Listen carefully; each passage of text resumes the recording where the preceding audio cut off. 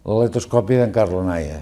Aquí, en el segle passat, concretament per allà als anys 1860, va haver dos que devien ser fotògrafs, que un es deia Carlo Naia i l'altre es deia Carlo Ponti.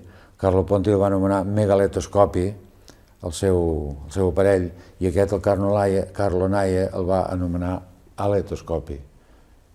No sé quin és més rar dels dos, però de megaletoscopis n'he vist bastant, n'he vist uns quants, en canvi d'aletoscopi no n'he vist cap més. Aquest en devia fer menys, segurament. Llavors considero que aquest deu ser molt interessant. Aquest aparell tenia unes fotografies que es posaven allà enfront d'una finestra, la part de davant, enfront d'una finestra. Llavors tenen aquí, jo ara substitueixo la finestra, perquè no la tinc aquí, per uns llums, que els tinc encesos, un llum ben bé de front i l'altre de costat. Llavors li obro la finestreta aquesta fins que el llum li don en la fotografia que està col·locada allà. Aquesta fotografia està trucada de manera que té un aspecte semblant en els cadrons de poliorama que heu vist. L'únic que allà estava fet en dibuix i aquí està fet en fotografia.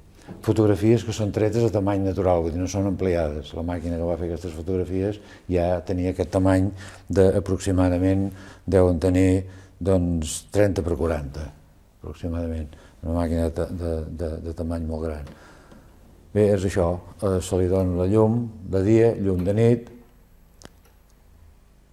Aquí, esclar, jo ara, igual que els poliorames panòptics, tinc de fer-ho amb uns llums, amb un interruptor que li don de manera brusca la llum per darrere o la llum per davant. Això, igual que el poliorama panòptic, que quan un s'aixeca, quan la tapa de dalt s'aixeca, es va tancant la de davant, aquí també s'hauria de fer exactament el mateix. Tapar la tapa de davant un cop obres la lateral, perquè li doni la llum del costat. Però clar, l'aparat aquest és gros, no podia fer-ho pas una sola persona, llavors en tot cas havien de ser dos que havien de manipular l'aparell. És molt maco, les fotografies estan molt ben tractades, ara us n'ensenyaré algunes.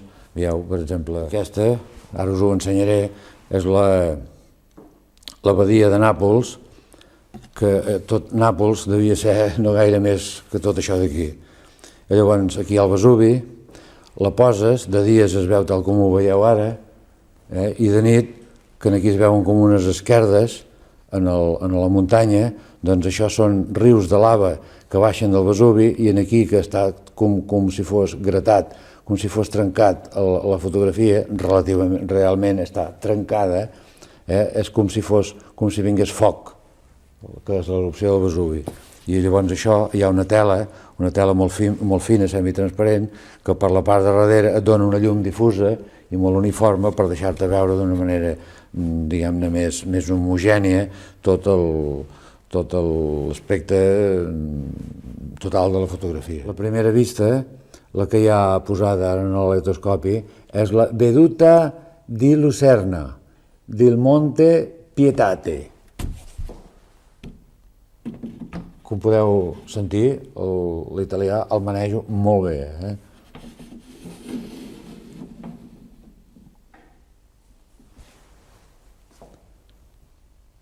Ara, canviem.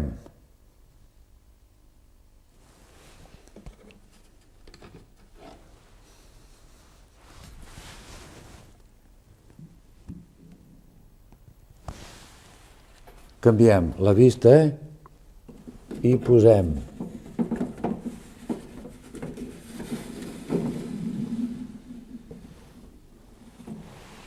el lago Lehmann de dia i el lago Lehmann de nit.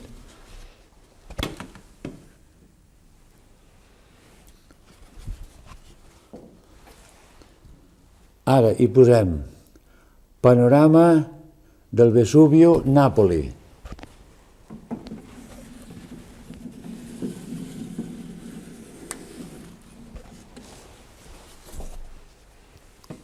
De dia i de nit.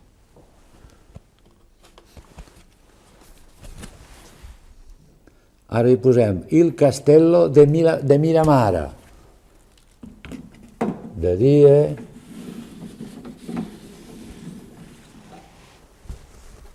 i de nit.